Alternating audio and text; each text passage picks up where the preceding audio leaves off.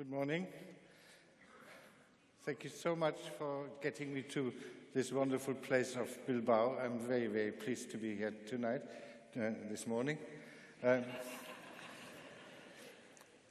title of my talk is Searching for Truth and Finding Trouble, which is a very nice coincidence because it's the subtitle of a book that I published a while ago, and which is basically my memoir, the story of my life.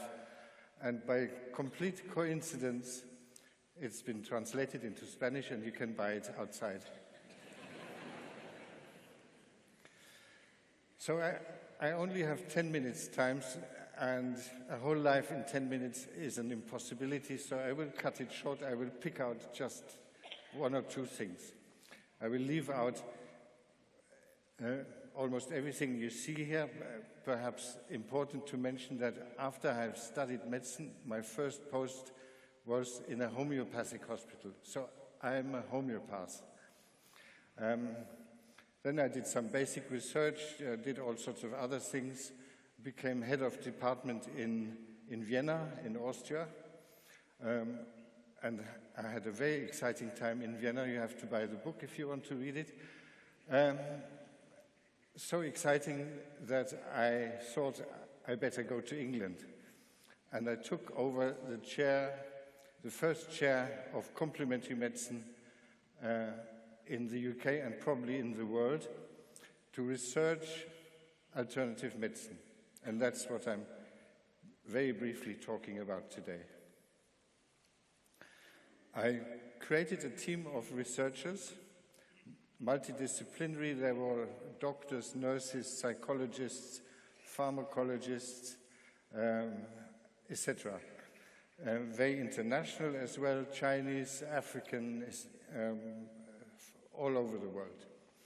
And we tried to apply science to the field of alternative medicine. We published a lot of research, over 1,000 papers, plenty of books. We got awards, we organized conferences, we gave lots of lectures like the one I'm giving today. This is a list of treatments that we did research, many of which you will have never heard of and you don't ever want to hear about. Today, I'm picking out just one of them, homeopathy. Homeopathy was created about 200 years ago in Germany by a chap, a physician called Samuel Hahnemann. And why did I research homeopathy in England? Because it has the support of the royal family, and in 1993, when I started, homeopathy was a big thing in the United Kingdom. There are lots of arguments in favor of homeopathy, and I have to stress again, I started this research as a homeopath. I was trained in homeopathy. I was trying to be a scientist, impartial and rigorous, but if anything, emotionally, I was slightly in favor of homeopathy. So the arguments are that homeopathy has stood the test of time. It's 200 years old, it's popular, it's approved by lots of important institutions, it's effective, it's safe, it's inexpensive, it's holistic, and it's natural. What do we think of these arguments? It stood the test of time is a fallacy. It is popular is also a classical fallacy. It's been approved by important institutions, another fallacy. It's effective, not a fallacy, just false.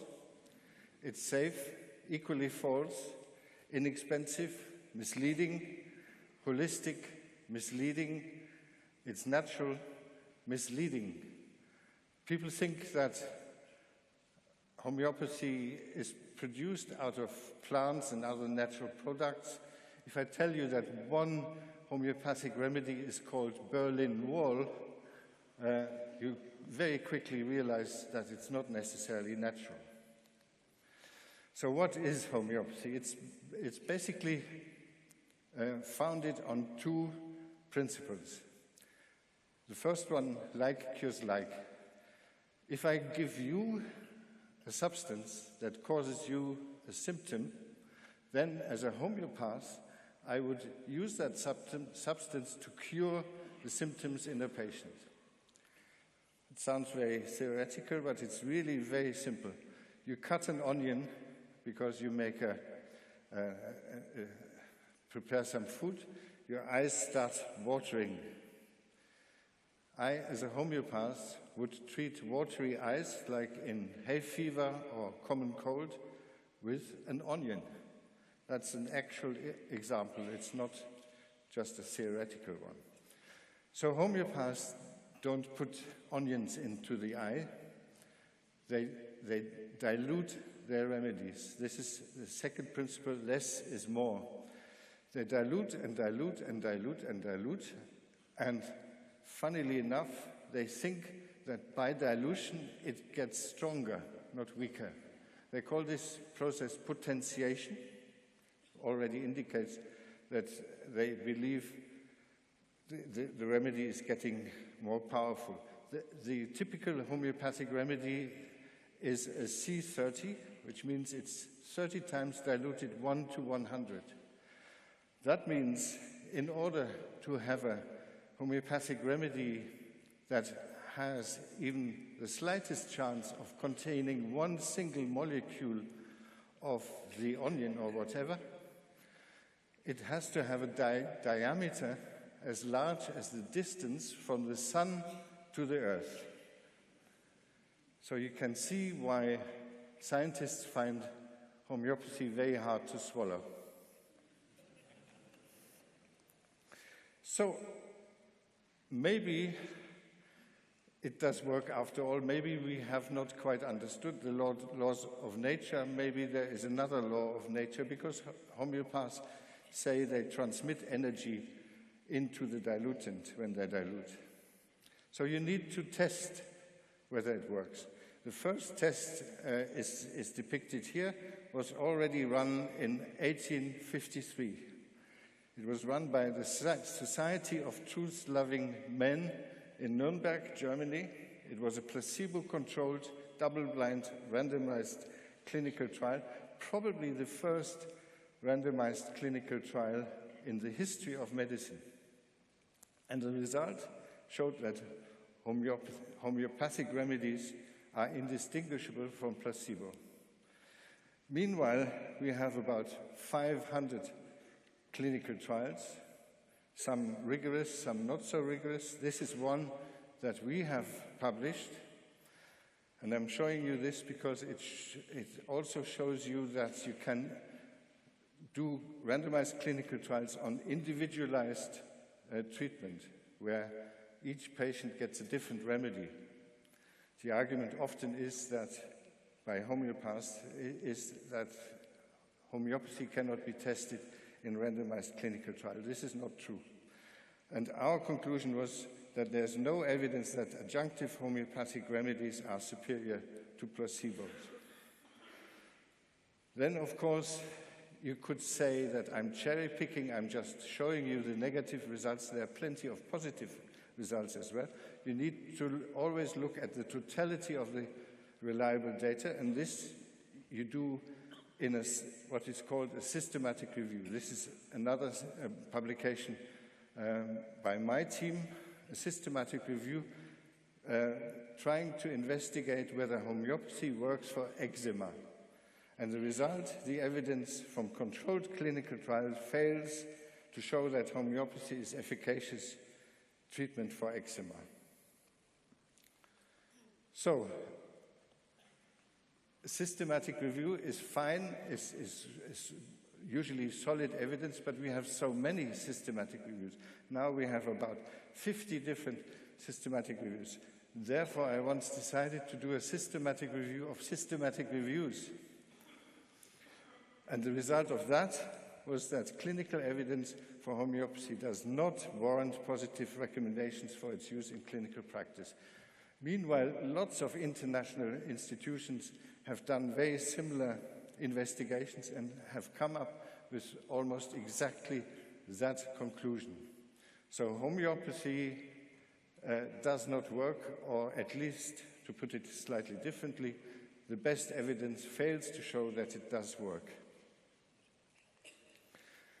Publishing results like this in Britain, in medical journals, etc., got me a certain reputation. And one day I was very surprised to see that in the Times there was this wonderful picture of me calling me a quackbuster. That came to my surprise. I never understood myself as a quackbuster. I understood myself as a scientist testing homeopathy and many other things. I didn't start out as a quackbuster. I was in favor of homeopathy, but the results were negative. So, having the reputation of a quackbuster got me lots of enemies. Some of them were more influential than others. This was the most influential one, Prince Charles. He had his first private secretary write to my vice-chancellor at my university that I had committed certain crimes, if you so wish, that I had broken confidentiality and that I should be investigated. What did my university do? They should protect me against allegations. No, they didn't. They investigated me for 13 months, and I had to take lawyers against my own institution, etc., etc. In the course of these 13 months, everything broke down. My staff was dismissed, my money dried up, nothing was functioning anymore. We were even prevented from applying for grants to do further research. So, the end was near. I had to go into early retirement. That was about 5 years ago, and my department was closed down, which is a pity, but it's more than a pity. It's a great shame, because quite honestly, I still believe that we were the only department ever to look systematically at alternative medicine in a critical way. There are other departments, but they're much more promotional than critical. So, this is from the conclusion of my book, which is translated and which you can buy, and I read you the conclusion of my talk. When science is abused, hijacked, or distorted in order to serve political or ideological belief systems, ethical standards will inevitably slip. The resulting pseudoscience is a deceit perpetrated on the weak and vulnerable. We owe it to ourselves and to those who come after us to stand up for truth, no matter how much trouble it might bring. Thank you.